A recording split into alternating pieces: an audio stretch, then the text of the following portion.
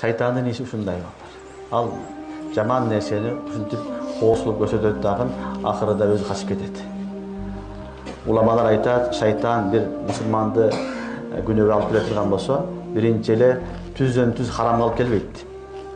Харам деп айтат, арак харам, зына харам, урлук харам, паракорлук харам мисалы берет, барбайт. Шайтан биринчи жакшы иш менен алек кылат дейт, жайыл иш менен. Андан кийин макрух ишке алып келет дейт.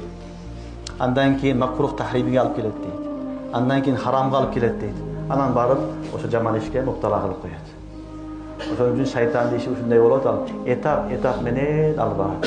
Ошондон Аллах субханаху ва таала ва зайяна лахумуш шайтан дейт. Шайтан алардын амалдарын кооз кылып, чырайлуу кылып көрсөттү дейт. Анан барып не болду? Ширкке муптала болду, жаман иштерге, күнөөлөргө муптала болду. Ошо менен алек болуп калды дейт. Демек ошон үчүн шайтан түзмө түз эле башында эле сен муну кыл дебейт.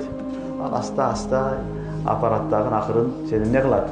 Ошол ишке алып барып жеткизет дагы, ошол менен сени муптала кылат. Ошол күнөөнү сен аткарганыңды өзүң билбей каласың. Ошон үчүн шайтан балдар бул жаман жалганчы болот.